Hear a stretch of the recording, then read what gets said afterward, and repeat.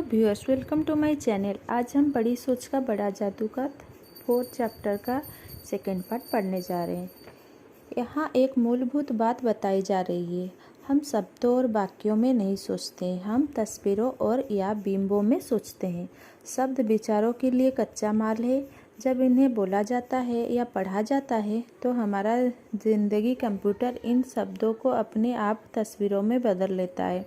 हर शब्द, हर वाक्य आपके दिमाग में एक अलग तस्वीर बनाता है।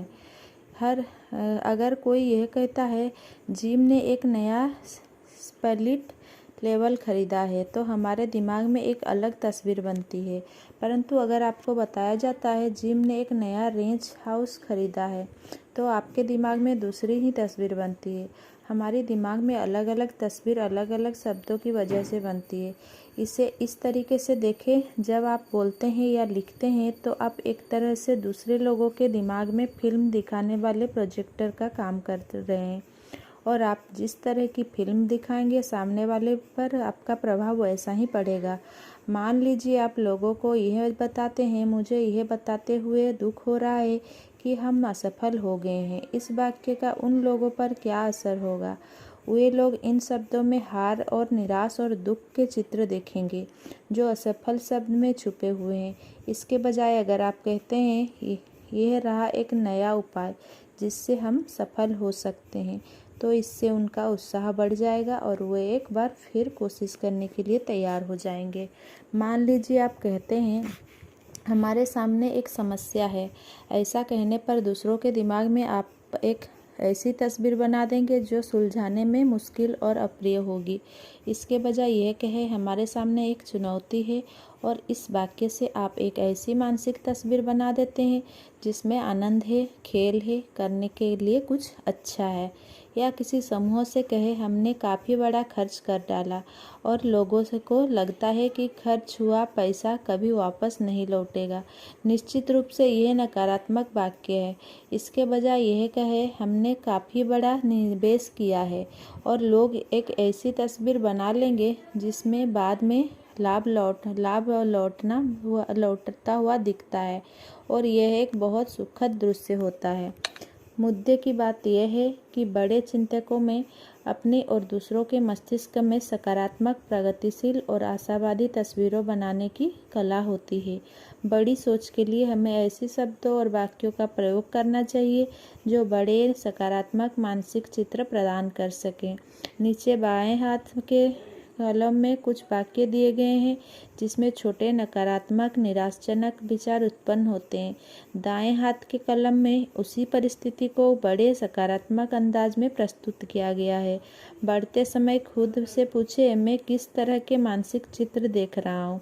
छोटे नकारात्मक मानसिक चित्र उत्पन्न करने वाला वाक्य, बड़े सकारात्मक मानसिक चित्र उत्पन्न करने वाले वाक्य। 1. इसमें कोई फायदा नहीं होगा, हम हार चुके हैं। हम कभी हार नहीं है, हम कभी हारे नहीं हैं, हम कोशिश करते रहेंगे। यह रहा एक नया उपाय जिससे हम सफल हो सकते हैं। मैंने पहले भी यह बिजनेस किया था और मैं इसमें असफल हो गया था। मैं अब दोबारा भूल कर भी कोशिश नहीं करूँगा। मैं एक बार इसमें ज़रूर असफल हुआ था, परंतु उसमें गलती मेरी ही थी। अब मैं एक बार फिर कोशिश करके देखूंगा और उस गलती को नहीं दोहराऊंगा। इधर बोलते हैं मैंने कोशिश करके देखा है परंतु यह माल बिकता ही नहीं है, लोग इसे नहीं खरीदना चाहते।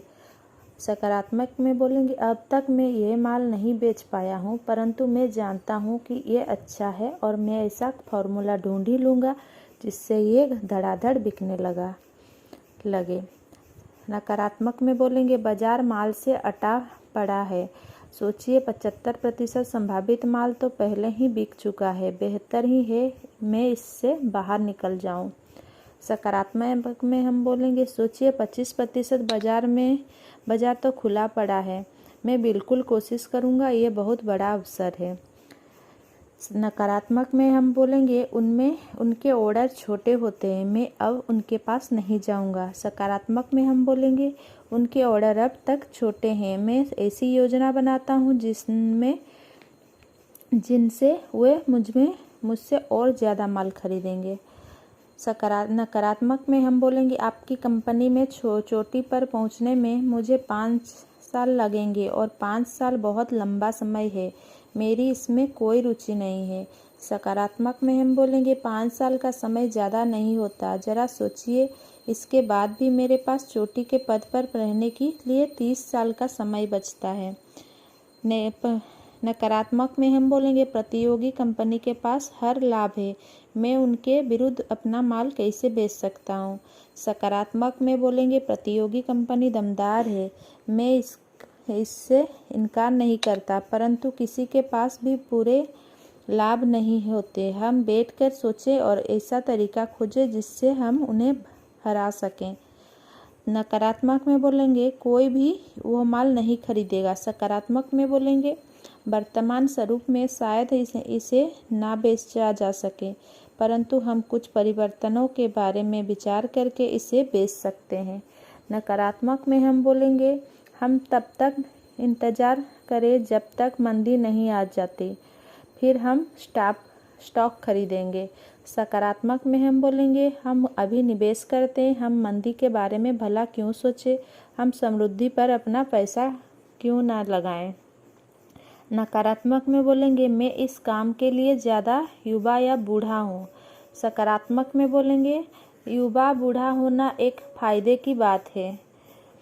नकारात्मक में बोलेंगे यह उपाय सफल नहीं होगा, मैं यह साबित कर सकता हूँ। चित्र अंधेरा, उदासी, निराश, दुख, असफलता का। और सकारात्मक में यह उपाय सफल होगा, मैं वह साबित कर सकता हूँ। चित्र है चमक, आशा, सफलता, आनंद और विजय का।